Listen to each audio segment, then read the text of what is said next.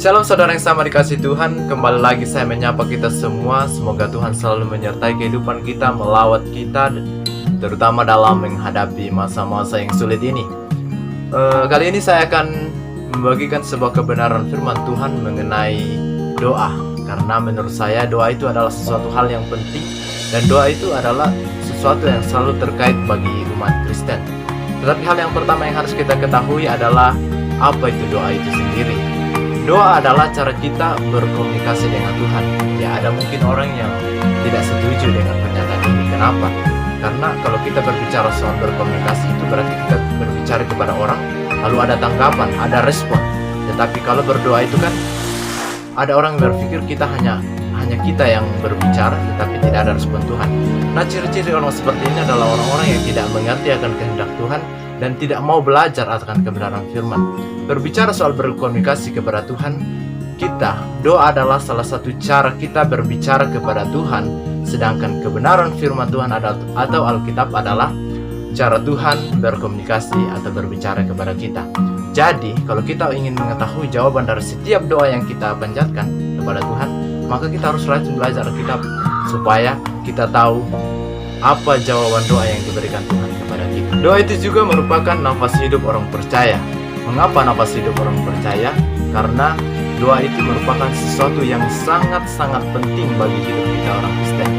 Di dalam khotbah Yesus di bukit, di situ Yesus Kristus menceritakan atau menjelaskan tentang berbagai macam hal. Yesus membahas tentang berbagai macam hal, mulai dari hal memberi sedekah, hal berpuasa, hal kekhawatiran.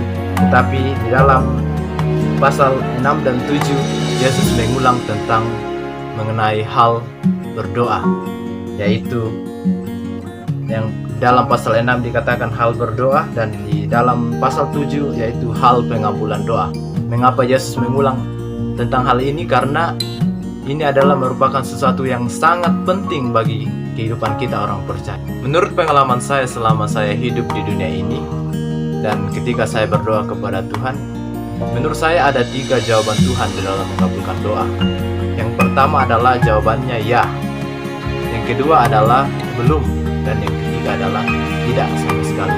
Dan hari ini saya akan membahas bagaimana jika Tuhan belum menjawab dan tidak menjawab doa kita sama sekali. Jadi saudara yang terkasih dalam Tuhan, jika doa kita belum dijawab oleh Tuhan atau tidak, bahkan tidak sama sekali, maka ada beberapa hal yang harus kita perhatikan bersama. Mengapa Tuhan tidak menjawab doa saya atau belum menjawab doa saya? Menurut berdasarkan Yakobus pasal 5 ayat 16b dikatakan di situ bahwa doa orang benar jika dengan yakin didoakan maka sangat besar kuasanya. Jadi hal yang pertama kita harus memperhatikan apakah doa kita itu sudah benar kepada Tuhan. Ada banyak orang yang berdoa kepada Tuhan dengan sungguh-sungguh, tetapi isi doanya itu tidak benar.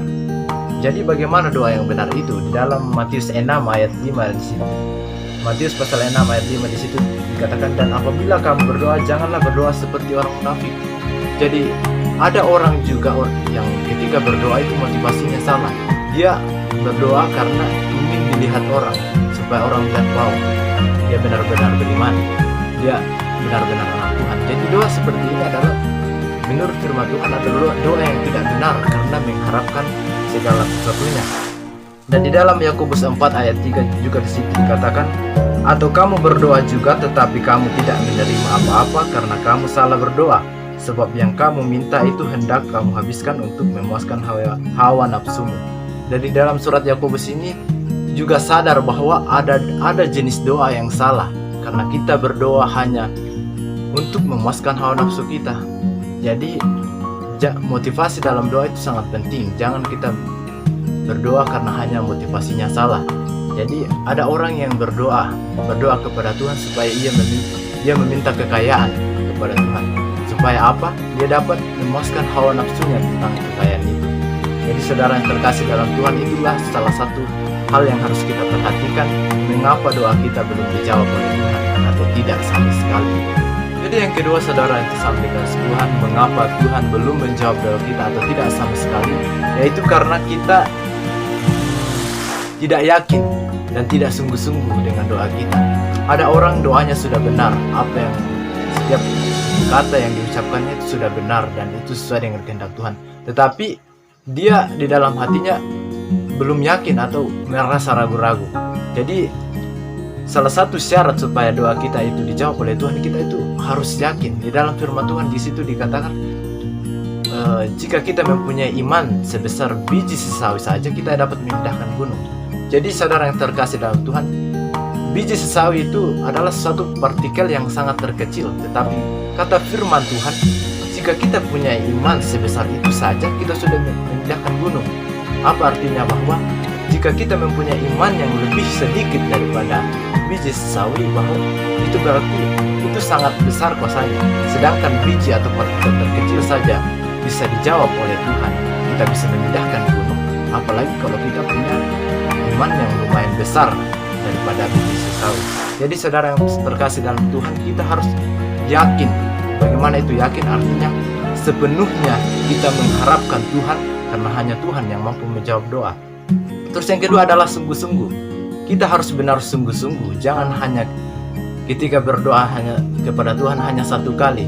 Jadi wajar dong misalnya Tuhan tidak menjawab karena kita memintanya hanya satu kali. Dalam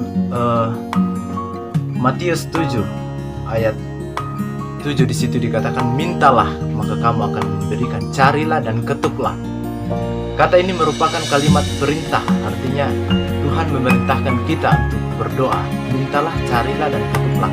Dan bukan hanya kalimat perintah yang biasa, tetapi kalimat ini merupakan kalimat yang dilakukan harus secara berulang-ulang. Misalnya, tutuplah pintu itu. Artinya kita harus menutup pintu itu jangan hanya satu kali, tetapi berulang-ulang. Jika pintu itu terbuka, maka kita harus menutupnya terus. Jika masih terbuka, kita harus menutupnya. Begitupun dengan firman Tuhan ini. Tuhan meminta kita, mintalah, carilah. Dia memerintahkan kita supaya kita berdoa dengan tekun dan terus-menerus, jangan hanya satu kali. Jadi saudara yang terkasih dalam Tuhan, harus perlu yang namanya ketekunan di dalam berdoa. Itulah sebabnya mengapa Tuhan tidak menjawab doa kita, karena terkadang kita sendiri tidak yakin, tidak percaya, bahkan tidak sungguh-sungguh dengan doa yang kita panjatkan. Jadi saudara yang terkasih dalam Tuhan, hal yang ketiga yang harus kita perhatikan mengapa Tuhan belum menjawab doa kita atau tidak sama sekali, yaitu kita harus mengerti prinsip Tuhan dalam menjawab doa. Jadi kita harus benar-benar mengerti bagaimana sih cara prinsip Tuhan dalam menjawab doa. Di dalam Matius pasal 7 ayat 9 sampai 10 di situ dikatakan, adakah seorang daripadamu yang memberi batu kepada anaknya jika ia meminta roti, atau memberi ular jika ia meminta ikan? Lanjut di dalam pasal Lukas 11 ayat 12 di situ, dan kalau si anak meminta telur, apakah si ayah akan memberikan kalajengking? Jadi di sini Yesus memberikan perumpamaan tentang hubungan antara anak dengan ayah. Bagaimana jika seorang anak itu meminta kepada ayahnya? Dan yang menarik dari setiap cerita itu saudara, bahwa cerita ini itu saling berkaitan satu sama lainnya. Dan di dalam ayatnya yang ke-9 di situ dikatakan, adakah seorang daripadamu yang memberi batu kepada anaknya jika ia meminta roti? Dan ketika kita membaca buku seorang profesor bernama William Berkeley, di situ menjelaskan bahwa ada satu jenis batu yang sangat menyerupai roti. Ada sejenis batu kapur yang sangat menyerupai roti. Jadi di sini kita bisa lihat bahwa tidak mungkin seorang ayah mau memaini anaknya dengan memberikan batu kepada anaknya yang sangat menyerupai roti. Tidak mungkin seorang ayah mau menipu anaknya dengan memberikan batu padahal disangkanya itu adalah roti, karena sangat mirip dan saling berkaitan. Jadi tidak mungkin, istilahnya kalau orang memasak, tidak mungkin seorang ayah mau rangi-rangi anaknya. Tidak mungkin seorang ayah mau mengejek anaknya, memberikan sesuatu yang hampir menyerupai tetapi itu tidak benar. Lalu lanjut di ayatnya yang ke-10, di situ dikatakan, atau memberi ular jika ia meminta ikan. Jadi menurut penafsiran seorang William Berkeley, sudah dapat dipastikan bahwa ular yang dimaksud itu bukanlah ular tetapi belut. Dan pada zaman orang-orang Yahudi pada saat itu, belut itu adalah sesuatu yang najis dan tidak bisa dimakan. Dan ada satu jenis belut yang menyerupai ikan, beda sama kita di sini. Kalau misalnya ada jenis belut yang belut itu menyerupai ular, tetapi orang-orang di sana ada jenis belut yang menyerupai ikan. Dan seperti yang saya katakan tadi, belut itu tidak dimakan oleh orang-orang Yahudi pada zaman itu karena dianggap najis. Jadi apa artinya saudara yang terkasih dalam Tuhan? Seorang ayah itu tidak akan memberikan sesuatu kepada anaknya yang melanggar peraturan, karena orang Yahudi jika memakan belut pada saat itu sudah melanggar hukum Taurat. Jadi seorang ayah tidak akan mungkin memberikan sesuatu kepada anaknya yang dimakan yang melanggar hukum Taurat. Dan lanjut dalam Lukas 11 ayat 12, di situ dikatakan, dan kalau si anak meminta telur, apakah si ayah akan memberikan kalajengking? Jadi kalajengking itu adalah binatang yang paling sangat berbahaya. Tetapi kalau kita memperhatikan kalau kalajengking itu beristirahat, dia akan melipat tubuhnya sedemikian rupa sehingga mirip menyerupai telur dan bulat.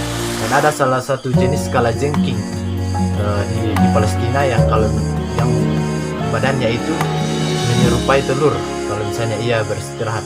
Jadi apa artinya ini? Bahwa tidak mungkin seorang ayah akan memberikan kepada anaknya sesuatu yang mirip dengan kalajengking, tetapi itu adalah berbahaya.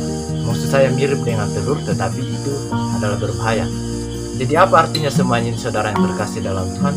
Tuhan tidak akan pernah memberikan sesuatu yang membiarkan kita meminta sesuatu yang salah, walaupun itu menyerupai. Misalnya tadi, roti itu kan menyerupai batu. Jadi roti itu, kalau batu itu kan tidak dapat dimakan. Jadi Tuhan tidak akan mungkin memberikan kita sesuatu yang kita tidak bisa makan atau kita tidak bisa kelola begitu. Dan juga Tuhan tidak akan mungkin membiarkan kita memakan sesuatu jika itu akan membuat kita melanggar akan hukum Taurat.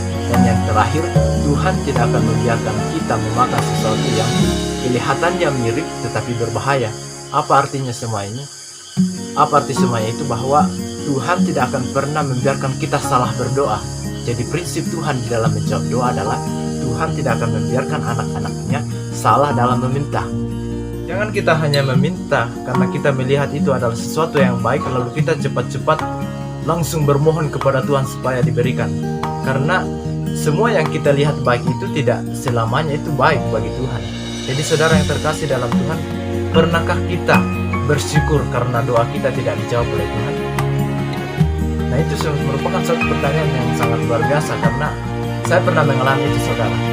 Dulu saya dipercayakan oleh kampus saya supaya dapat pergi ke Medan untuk dibayari sampai ke S2. Dan di situ saya sangat bersyukur dan saya terus berdoa kepada Tuhan supaya Tuhan mengabulkan setiap doa-doa saya, supaya saya dapat melanjutkan pendidikan di Medan dan mendapat gelar S2. Tetapi Tuhan berkehendak lain. Ketika Tuhan tidak menjawab doa saya karena ada sesuatu hal, jujur awalnya saya kecewa, tetapi lama-kelamaan saya mengerti bahwa apa yang dilihat manusia itu tidak seperti yang dilihat oleh Allah. Pada waktu itu karena masa pandemi corona, akhirnya saya sadar seandainya saya masih di Medan di dalam posisi yang sangat sulit ini, saya tidak tahu, saya tidak akan pernah pulang dan saya tidak akan tahu apa yang akan saya perbuat di negerinya orang, di tempatnya orang. Jadi apa artinya semuanya? Tidak semua yang kita ingin, tidak semua yang kita anggap baik itu berkenan di hadapan Tuhan. Jadi saudara yang terkasih dalam Tuhan, jika saudara belum dijawab doanya Tuhan atau tidak sama sekali, yang pertama kita harus memperhatikan ketiga hal itu, karena jangan sampai ketika Tuhan tidak menjawab dan belum menjawab doa kita merasa kecewa kepada Tuhan, sedangkan kita sendiri tidak tahu apa yang menjadi kehendak Tuhan di dalam setiap hidup kita. Jadi sekian kebenaran firman Tuhan yang dapat saya bagikan pada hari ini. Biarlah kiranya firman Tuhan ini dapat menjadi berkat bagi kita. Shalom.